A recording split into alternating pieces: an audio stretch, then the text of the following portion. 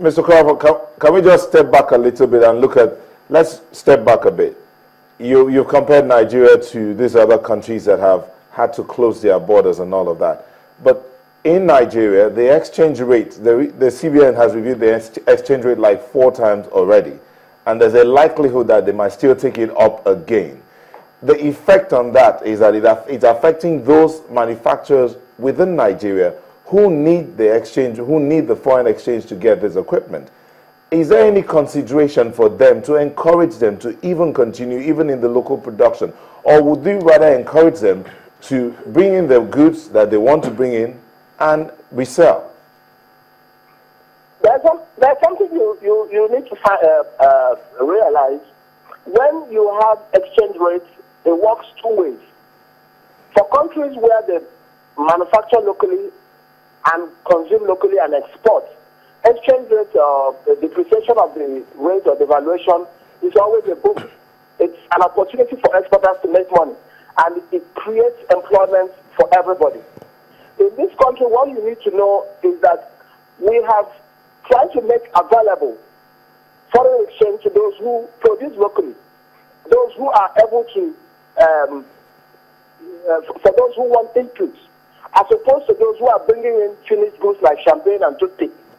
So for us, we believe that this is the way to go to encourage local capacity and ensure that we don't bleed our foreign currency reserves anymore. It's important for us to take up this discourse, and it's been very well received all over the world. Nigerians are happy about it. Obviously, there is withdrawal syndrome, but I believe that if we all take our destiny into our hands and move, we'll take full advantage of this and become a more self-reliant economy. Allow me come in here, excuse me, Mr. Okoroafor. Essentially, this is tied to the forces of supply and demand. And you use the word which is very key there in your publication, toothpick. It's entitled Toothpick Alert. So many Nigerians didn't understand that, and in that publication, 41 items were also listed. Make us understand what that thing is about. Is that an outright ban? Because Chimala was trying to find out, is that the CBN has come up with an outright ban, or you have streamlined some certain products that won't or can't and must not fall into the Forex regime? No, this is not an outright ban. We don't even have the powers to ban. What we have done is to, 2 things we've done. One, from a philosophical point of view, to say, Nigerians, the forward guidance we give you as advisor to the country is that we cannot continue to consume the way we have been consuming. We must cut down. We can't consume. I think it was the Economist that said that the 7 ShopRite shops in Nigeria last year sold more champagne than the 49 ShopRite shops in South Africa. And we know very well that there is no way champagne is critical to an economy like Nigeria. For me, that is the sign that we need to change our consumption profile. Now, the things we have on that list include private jets, toothpick, champagne, palm oil, which we actually, the palm seedlings we gave to Malaysia and other countries, we now import from them. What we are saying is, if you want to bring them in, fine, but don't use our scarce resources. Let us use our scarce resources to bring in inputs, to bring in things that will help boost production capacity and create employment for Nigeria. Now, if people say they must continue to consume champagne and imported toothpicks, all we are saying is be ready for the consequences of your lifestyle. That is it. If you look at it critically, it would mean that, that there must be something that should have been done before all of this occurred.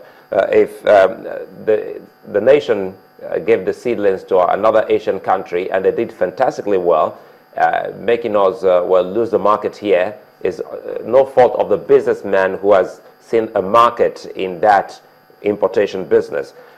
Has the CBN looked towards, having a better system in place before putting these restrictions for some of these people who already have partnerships with others in outside the country? Well, let's step back a bit, Suleiman, and ask ourselves the question, is the CBN the Voltron that will take care, arrest people, change our consumption profile, manage foreign exchange, bring life, pave roads? No. It is something that we have to call all other agencies to be part of it, and also Nigerians themselves. If we keep on subverting these policies, our job is to say, look, this is what we think we should do. And when we do it, we expect that other agencies and even Nigerians themselves should come in and say, yes, this is the way to go. Look at what happened in Greece. When the Greek administration felt that this was a very important policy, they threw it back to the people and said, look, let's have a referendum and tell us what exactly you want as a people. For us, what we are saying is, what do we want? Do we want to keep consuming imported champagne? Shouldn't we, by extension, shouldn't we start from the top? The consequences. Just a moment here, Mr. Okoroafor. No noble suggestion there, but some would say, shouldn't we be starting from the top? The revenue shared by states, are they in naira or in dollars? The revenue is shared in dollars and converted to naira. That is what the law says. And when it is converted, we keep the dollar. When you then want that dollar, when you want the dollar, you surrender the naira and we give you the dollar. It's a simple process. We are bankers to the government. We are bankers to ministries, departments, and agencies of government, both state and local government and the federal government. So that is just one of our responsibilities. Okay, let me just move away slightly from that question on the dollar. Currency. That is a statutory matter, which for us, whatever we say is what we agree to do. I'll pick up on that shortly, but let me bring you to this point. I mean, in that policy of yours, you say, because there's a list of steel products that are also affected in this policy, and then you say that the essence is to ensure that local industries here are resuscitated or get stronger so that production capacity will be increased and then you provide employment. But these companies, these local ones here will require access to credit. Is there anything being done about the interest rate, for instance, to these kind of companies? Well, interest rate is something that comes from demand and supply. And inflation, we've tried to keep inflation low. You will agree that in the past few years, we've managed to bring interest rate down to single digits. And our desire is to keep it within single digits and, if possible, take it to 5–6%. Did you say single digit across board? You don't just legislate interest rates. Sorry, Mr. Okoroafor, did you say single digits across board? Sorry, what did you say? Did you say single digits across board?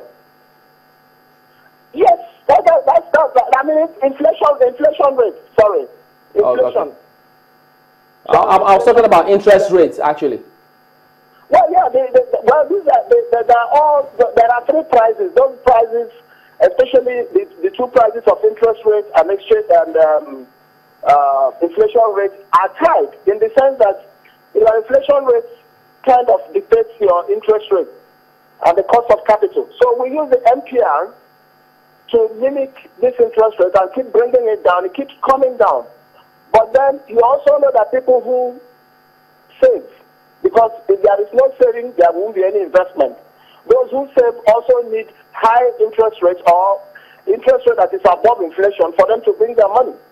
So it is a chicken and egg situation, or there must be some trade-off. If you want interest rate to be low, then you also have to put something on top that will enable those who want to save to bring their money so that there will be investment, that people can then lend money. Don't forget that people who are in what you call fund deficit situation get money from those who are in fund surplus. You and I, if we put our little savings in the bank, either savings or term deposits or current account, it is then taken and given to those who need it for production. That is the way it works. And if the price is not attractive, then we'll move it to some other they may move it to the capital market or do something else with it. So there's a balancing act, and we have to bear that in mind. How does this affect the BDCs? The BDC. The BDCs are supposed to sell in cash and handle retail activities. They are not supposed to be used for anything that is big, not more than $5,000. And we expect that all the BDCs will comply. They are used for things like BTA. So we expect Nigerians to solve their BTA and maybe school fees, some medicals and all that through the BDCs.